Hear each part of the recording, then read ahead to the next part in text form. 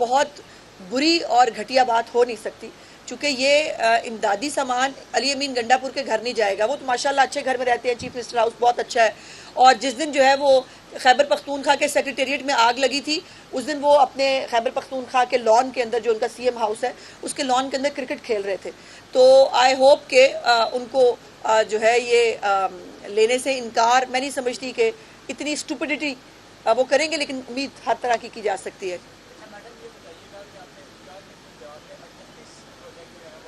जी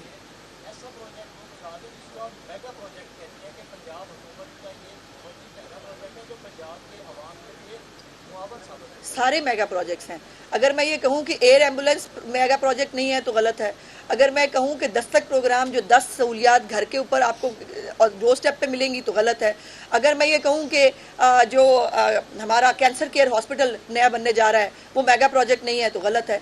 अगर मैं कहूँ कि जो कार्डियोलॉजी हॉस्पिटल बनने जा रहा है स्टेट ऑफ द आर्ट, वो मेगा जो है प्रोजेक्ट नहीं है तो गलत है।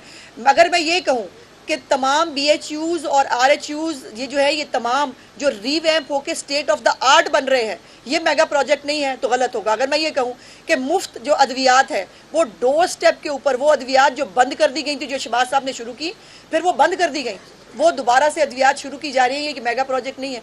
सो अल्हम्दुलिल्लाह जितने भी प्रोजेक्ट्स जिससे आम आदमी पंजाब के लोग मुस्तफ़ीद हो रहे हैं वो तमाम मेगा प्रोजेक्ट्स हैं। और वो तमाम मेगा प्रोजेक्ट्स जो है उसकी अभी ये कूड़ा उठाने का जो प्रोग्राम है, इससे बड़ा मेगा प्रोजेक्ट हो नहीं सकता पाकिस्तान की तारीख में, और शायद सब कॉन्टिनेंट के अंदर भी इससे बड़ा मैकेनिज्म है वो नहीं लाया जा सका, इंडिया में भी नहीं है जो हम पंजाब के अंदर लेके आ रहे हैं। ये बहुत बड़ा मेगा प्रोजेक्ट है। और ये भी बहुत बड़ा मेगा प्रोजेक्ट है कि कभी कूड़े से किसी ने बिजली बनाने के बारे में नहीं सोचा, कभी कूड़े को इस्तेमाल करके आपने जो है वो मुख्तलिफ प्रोडक्ट्स बनाने के बारे में नहीं सोचा। एक नई इंडस्ट्री डेवलप हो रही है, 1 लाख लोगों को जो है वो इसके साथ मुलाजमत मिलेगी। तो ये सब मेगा प्रोजेक्ट्स हैं। अभी तो मेरे बहुत सारे प्रोजेक्ट रह गए हैं, मैं अगला सवाल ले लेती हूँ। जी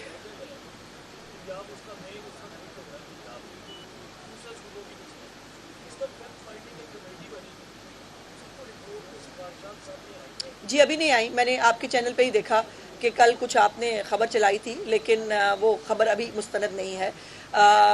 जो प्राइम मिनिस्टर साहब हैं उन्होंने इसके ऊपर एक कमेटी बनाई है जो प्रोब कर रही है कि ये जो फॉल्स फ्लैग हुआ या ये जो हमें ओवर बाइंग की हमने बगैर किसी वजह के, ये क्यों हुई और उसका नुकसान जो है, हालांकि ये हमारी हुकूमत का इसके ऊपर कोई लेना देना नहीं है, लेकिन ज़ाहिर है हिट जो है वो इस वक्त पंजाब का काश्तकार हो रहा है, हिट इस वक्त पंजाब की आवाम हो रही है और पंजाब की हुकूमत हो रही है। सो इसके ऊपर इंशाल्लाह जैसे ही ये प्रोब मुकम्मल होगा उसकी रिपोर्ट आपके साथ शेयर की जाएगी। मैडम ये बता दें कि अमन-ओ-मान की सूरत पंजाब के अंदर इस वक्त बहुत खराब है। इस वक्त यहाँ पर TTP समेत जो है गैर मुल्की जो एजेंसी है वो अपनी कार्रवाइयाँ कर रही हैं और कई पुलिस वाले मारे गए और इस तरह से हदायत दी गई है कि बगैर यूनिफॉर्म के जो है वो आप थानों में जाएँ और अपने घरों को जाए। नहीं, ऐसा नहीं है, ये यूनिफॉर्म वाली बात मुस्तरद नहीं है लोधी साहब, लेकिन बाकी बात आपकी दुरुस्त है कि बहुत सारे नॉन स्टेट एक्टर्स, बहुत सारी चीज़ें पाकिस्तान में एक्टिव होने की कोशिश करते हैं, लेकिन अल्लाह पाक का करम है कि हमारी सिक्योरिटी फोर्सेस, हमारे उसके अंदर हमारी फ़ौज हो, उसके अंदर हमारे पुलिस के इदारे हों, हमारे इंटेलिजेंस इदारे हों, सब बहुत विजिलेंटली अपना काम कर रहे हैं। और इसीलिए आप ये देखिए कि जो भी अनफॉर्चुनेट वाक़या होता है कुछ घंटों के अंदर जो है वो बाकायदा उसको ट्रेस भी कर लिया जाता है और बहुत सारे लोग उसमें अरेस्ट भी होते हैं। लेकिन इसके ऊपर बहुत ये मैं कहूँ कि एक बहुत एक मैकेनिज़्म डेवलप किया गया है, वो भी मैं ज़ाहिर है कुछ वजूहात की बिना पर आपसे शेयर नहीं कर सकती, लेकिन ये याद रखिए और ये मेक श्योर मैं करना चाहती हूँ कि पंजाब की तमाम सिक्योरिटी एजेंसीज, पंजाब की पुलिस, पंजाब के जो तमाम इंटेलिजेंस इदारे हैं, सब बहुत विजिलेंट है। कौन कहाँ से आ रहा है, कैसे आ रहे हैं, अब बहुत सारी चीज़ें अगर मैं बताऊंगी तो फिर वो उसमें कई दफ़ा सुबाइयत का आंसर भी निकाल के लोग ले आते हैं, हालांकि फैक्ट रिमेन्स द फैक्ट। अब अगर कुछ लोग कच्चे में कहीं से आ रहे हैं तो वो आ रहे हैं और इसके ऊपर जो है वो मैकेनिज़्म डेवलप किया जा रहा है और हमारी बहुत विजिलेंटली इसको हम मॉनिटर कर रहे हैं। जी KP के मैंने तो कोशिश की थी जी, मैंने तो यही गुजारिश की कि मैंने कोशिश की कि मैं देख सकूं कि कितना नुकसान हुआ है और कितने जो हैं वो 84 जो है हलाकतें हुई हैं हमारे डिज़ास्टर मैनेजमेंट की, जो हमारी इन्होंने जो तैयारी की है, और 129 अफराद इसमें ज़ख्मी हुए थे जी। 39 बच्चे हैं जो फौत हुए हैं, 24 मर्द हैं, 21 औरतें हैं, और 4,325 मकानात जो हैं वो इसमें मुतासर हुए हैं, जिसमें से 600 मुकम्मल तौर पर तबाह हुए हैं। और ये हमें फैक्ट्स जो है ये नेशनल डिज़ास्टर मैनेजमेंट अथॉरिटी दे रही है।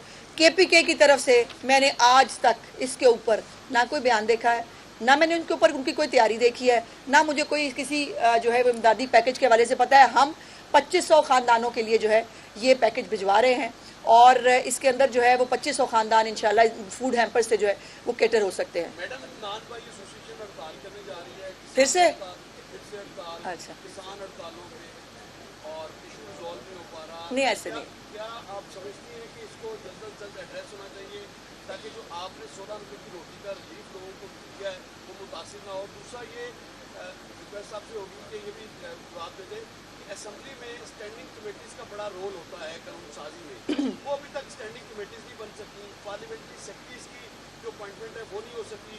8-10 जो अब दो मुख्तलिफ सवाल हैं, राव छोड़ दो। देखिए, पहले तो ये है कि ये बहुत जल्द इसके ऊपर होमवर्क कंप्लीट हो गया जी, पार्लियामेंट्री सेक्रेटरीज और स्टैंडिंग कमेटीज़ के हवाले से, और किसी भी दिन और ये अनाउंसमेंट हो जाएगा। जहाँ तक सवाल है, देखिए, नान बे एसोसिएशन जो है उसको तो हमें हड़ताल पे अब चले जाना चाहिए, क्योंकि हमने जो उनको कीमत दी थी वो कीमत जो है वो उस वक्त थी जब 20 किलो का जो थैला था उसमें 500 रुपये की कमी हुई थी, अब उसमें 800 रुपये की कमी हो गई है।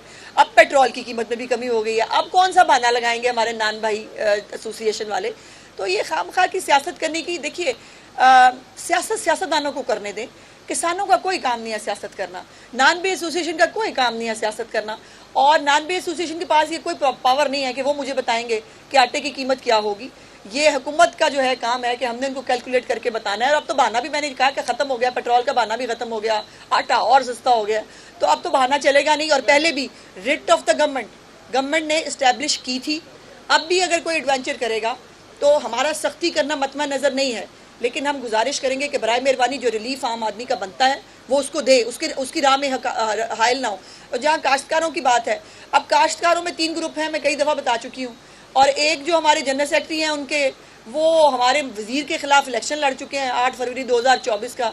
भाई, अगर आप उनको अभी भी काश्तकार कहो तो आपकी मर्जी है, वो PTI के कारकुन हैं, PTI की मीटिंग्स के अंदर शामिल होते हैं, उनके टिकट होल्डर हैं भाई, और वो उसके ऊपर जो है वो काश्तकारों को जो है वो इस्तेमाल करने की कोशिश कर रहे हैं, वो हम नहीं होने देंगे।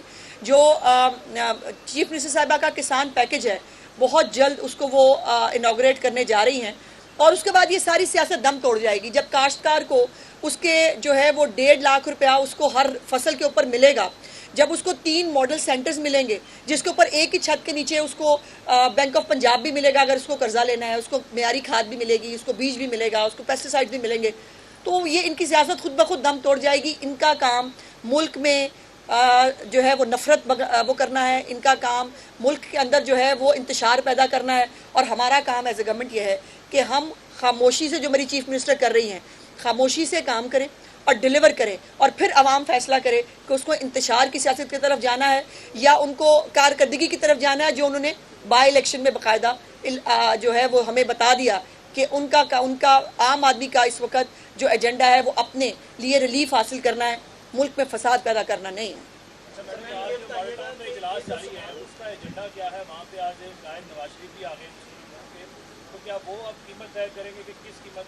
वो सब कुछ करेंगे भाई, क्यों ना करें। 3 दफ़ा के इलेक्टेड प्राइम मिनिस्टर हैं वो, और उन जैसे स्टेचर का, उन जैसे कद का, उन जैसे एक्सपीरियंस का कोई और सियासतदान अगर उसमें है, वो अगर किसी ओहदे पे ना भी हों तो वो मियाँ मोहम्मद नवाज शरीफ हैं, और उनको जो है वो सबको गाइड करते हैं, उनको गाइड करना चाहिए। जो तजर्बा उनके पास है उससे मुस्तफ़ीद होना हर एक गवर्नमेंट का जो है वो फ़र्ज़ होना चाहिए। और अगर वो जो एक एल्डरली एडवाइस है, अगर वो अपने तजर्बे से पंजाब हुकूमत को, वफाक को, बाकी सूबों को भी अगर वो गाइड कर सकते हैं, उनको करना चाहिए। और हम भाई हर एक चीज़ के ऊपर उनकी एडवाइस लेंगे, हम उनको जो है हर एक मंसूबे पे उनका जो है अप्रूवल लेंगे। इसके ऊपर किसी को एतराज़ होता है 100 दफ़ा हो, हमें फ़र्क नहीं पड़ता। इस वक्त हुकूमत में कोई भी हो, ओहदों पे कोई भी बैठा हो, इस वक्त वज़ीर आला भी मियां मोहम्मद नवाज शरीफ साहब हैं, वज़ीर आज़म भी मियां मोहम्मद नवाज शरीफ साहब हैं और इंशाअल्लाह ताला वही तमाम प्रोजेक्ट्स को देखेंगे। अच्छा मैम, ये बताइएगा कि जो सामान भेजा जा रहा है राजस्थान में, एक अच्छा इनिशिएटिव है पंजाब हुकूमत की तरफ से, अगर इन फ्यूचर में अगर और ज़रूरत पड़ती है तो पंजाब हुकूमत क्या करेगी? बिल्कुल करेंगे जी, क्यों नहीं करेंगे। और ये तो पहला फेज़ है और अल्लाह ना करे कि दोबारा ज़रूरत पड़ेगी तो हम हाजिर हैं। जैसे मैंने पहले भी कहा कि एयर एम्बुलेंस की भी जब बात हुई थी तो उस वक्त भी चीफ मिनिस्टर साहिबा ने कहा कि ये अगर किसी और सूबे को भी अगर इसकी ज़रूरत पड़ेगी तो हमने पहले भी मैंने जैसे कहा कि ज़लज़ला हो, डेंगू हो, मुख्तलिफ आफात के अंदर हमने हमेशा हर सूबे की जो है वो खिदमत की है, मदद की है। और अब भी हमारे तमाम रिसोर्स जो हैं ये डिवाइड सिर्फ इंतज़ामी तौर पर है कि ये पंजाब है, ये खैबर पख्तूनख्वा है, ये सिंध है। हम सब पाकिस्तानी हैं और हम सब जो है बहन भाई हैं और तमाम बहन भाई जो है कुनबे के अंदर एक दूसरे के साथ होते हैं हर एक मुश्किल के अंदर। बहुत बहुत शुक्रिया जी, थैंक यू।